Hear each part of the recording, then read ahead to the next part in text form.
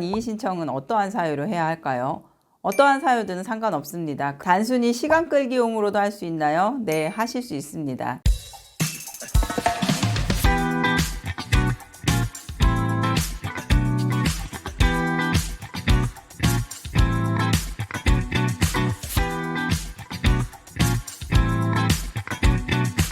안녕하세요. 민사전문 최미선 변호사입니다. 채권자가 신청한 신청서하고 증거만 보고 간단하게 채무자에게 돈을 갚아라, 돈을 지급해라 하고 결정을 내려주는 제도가 있습니다. 이것을 바로 지급명령 제도라고 하는데요. 지급명령이 무엇인지, 지급명령을 어떻게 제기하면 되는지에 대해서는 지난 영상을 참조해 주시기 바랍니다. 이러한 지급명령 결정문은 이렇게 생겼습니다. 지급명령 결정문을 채무자가 받고 2주 안에 이의제기를 하지 않으면 그대로 확정이 됩니다. 예를 들어 지급명령 결정문을 채무자 가족 중에 누군가가 받았어요. 그런데 채무자에게 알려주지 않아서 그냥 흘러간다든지, 또는 채무자가 받긴 받았는데 생업에 종사하다 보니까 바빠서 그 이의 신청하는 기간을 까먹는다든지, 이렇게 되면 2주라는 시간이 흐름과 동시에 이 지급명령은 그대로 확정되게 됩니다. 지급명령이 확정된다는 것은 그 지급명령 결정문에 있는 그대로 채무자가 법적으로 갚아야 되는 의무가 생긴다는 것이고, 채권자는 채무자의 각종 재산에 대해서 통장 압류를 한다든지 급여 압류, 부동산 압류, 보증금 압류, 이런 식으로 채무자의 각종 재산에 대해서 강제 집행할 수 있는 권한이 생긴다는 거예요. 그러니까 이러한 지급명령 결정문을 받으시면 2주라는 기간은 정신 바짝 차리고 챙기셔야 합니다. 지급명령 결정에 대한 이의기간은 2주입니다. 지급명령 이의는 결정문을 받은 날로부터 2주 안에 제기를 해야 합니다. 만약에 그 2주의 말일이 공휴일이라면 그 다음날까지도 제출하셔도 괜찮기는 하는데, 그 2주라는 기간은 법원에 이의신청서가 도달하는 그 마지막 날짜를 말하기 때문에, 예를 들어 우편으로 이의신청을 하신다 하시면 법원에 도달하는 그 기간까지 고려를 하셔서 미리미리 이의신청서를 제출하셔야 됩니다. 그럼 이러한 이의신청은 어떠한 사유로 해야 할까요? 어떠한 사유든 상관없습니다. 금액이 맞지 않는다, 청구 원인이 부당하다 하면 당연히 이의 신청하셔야죠. 단순히 시간 끌기용으로도 할 수 있나요? 네, 하실 수 있습니다.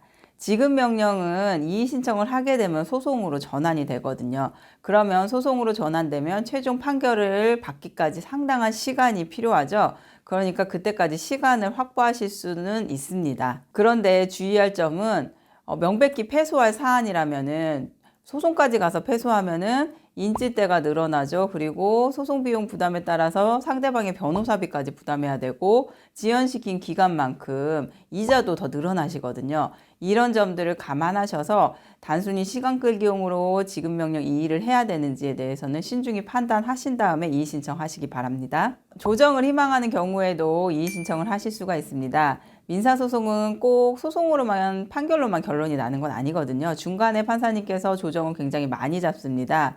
그래서 예를 들어 원금을 좀 깎고 싶다든지, 이자를 좀 면제를 받고 싶다, 아니면은 원금을 좀 분할 상환을 하고 싶다, 이런 마음이 있으시다면은 일단 이의신청서 내시고 답변서 내실 때 이러한 취지를 좀 적으셔가지고 내신다면은 판사님께서 웬만하면은 좀 조정기일을 잡아주시거든요. 그러니까 이렇게 조정을 희망하실 경우에도 이의신청을 하실 수 있습니다. 그러나 이러한 조정 같은 경우에도 이제 판사님이 아무리 잡아주시고 싶더라도 원고가 난 절대 조정에 응하지 않겠다, 이런 의사가 확고하다면 조정의 여지가 없어서 조정기일이 안 잡히실 수도 있으니까, 이런 원고의 생각 같은 거를 좀 고려하셔서 역시나 이의 신청하시면 좋을 것 같습니다. 이의 신청서를 내는 방법은 이제 서면으로 내시는 방법하고 전자소송으로 내시는 방법이 있습니다. 서면으로 내시는 방법은 대한민국 대국민 서비스에서 양식에 들어가신 다음에 이의 신청서라고 검색해 보시면 지급명령에 대한 이의 신청서가 있어요. 그 양식을 다운받아 보시면 이렇게 생겼습니다. 이것을 작성하셔서 법원 종합민원실에 직접 내시거나 아니면은 우편으로 접수하시면 됩니다. 요새는 다들 전자소송을 이용하시죠. 전자소송으로 내시는 방법은 더 간단한데요. 전자소송에 접속하셔서 지급명령 클릭하시고 지급명령에 대한 이의신청서 보이시죠? 여기로 들어가서 사건번호 입력하시고 양식에 맞춰서 작성해서 제출하시면 됩니다. 아까 이의신청서 양식에 보면 유의사항이 써 있었죠. 이의신청서를 내더라도 지급명령 결정 정보를 송달받은 날로부터 30일 이내에 별도의 답변서를 내야 한다. 이렇게 되어 있습니다. 답변서를 이의신청서랑 같이 내시면 좋긴 한데 2주 안에 답변서까지 작성하신다는 거는 쉽지는 않으시거든요. 그러니까 우선은 이의신청서 내시고 그다음에 30일 안에 답변서 내시면 되시는데 사실 이런 30일이라는 기간은 꼭 지켜야 되는 기간은 아닙니다. 답변서에 대해서는 언제까지 내는 게 좋고 어떤 방식으로 쓰시면 좋은지 지난 영상을 제작해 놨으니까 한번 참조하셔서 답변서 이후에 제출하시기 바랍니다. 이의신청서를 채무자가 내게 되면 채권자에게 이렇게 이의신청서가 왔습니다 하고 통지서가 갑니다. 내용 한번 천천히 읽어보시고요. 여기 보시면 채권자의 선택에 따라 소송으로 전환이 될지 조정으로 전환이 될지 결정을 할 수 있다고 되어 있는데 대부분 소송으로 전환을 하시더라고요. 소송으로 전환이 되면 사건 번호가 뭐 2023 가단 땡땡땡 또는 가합 땡땡땡 이런 식으로 새롭게 나오고 민사소송 절차처럼 진행이 됩니다. 피고가 답변서를 내면 이제 원고는 피고의 답변서에 대해서 다시 재반박하는 준비 서면을 내게 되고요. 그 이후에 이제 변론 기일이라는 재판하는 날짜가 잡힙니다. 이 날짜에 법원에 이제 출석하셔서 서로 공방을 펼치시고 또 서면도 몇 차례 주고 받으시면 최종적으로 법원으로부터 판결이 나오게 되는 거예요.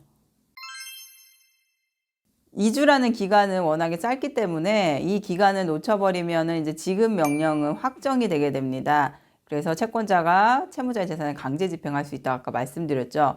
그러면 이렇게 2주를 놓친 경우에는 이제 더 이상 채무자는 방법이 없는 거냐? 그렇지는 않습니다. 이렇게 확정이 된 이후에는 소송을 하셔야 되는데요. 이러한 소송을 청구이의 소송이라고 합니다. 원고가 지급 명령이 확정되면 강제 집행을 할 거 아니에요. 그 강제 집행을 막는 소송이라고 보시면 돼요. 청구 취지를 보면 피고의 원고에 대한 서울중앙지방법원 2022 차전 1234 사건에 집행력 있는 지급명령 결정에 의한 강제 집행을 불허한다. 소송 비용은 피고가 부담한다. 이런 식으로 청구 취지를 쓰거든요. 모든 소송은 최종적으로 강제 집행, 즉 피고의 재산을 강제로 뺏어오는 것을 목적으로 합니다. 그런데 이런 강제 집행이 막히는 판결이 선고된다면 백날 지급명령 결정을 받아봤자 소용이 없는 거잖아요. 그러니까 이러한 청구 이해소가 바로 강제 집행을 막는 소송입니다. 이렇게 지급명령이 확정됐다 하더라도 방법이 없는 것은 아니니까 포기하지 마시고 끝까지 다투시기 바랍니다. 청구 이의소에 대해서는 나중에 제가 영상으로 제작해 보도록 하겠습니다. 오늘은 이렇게 지급명령 이의 신청에 대해서 알아봤습니다. 시청해 주셔서 감사합니다.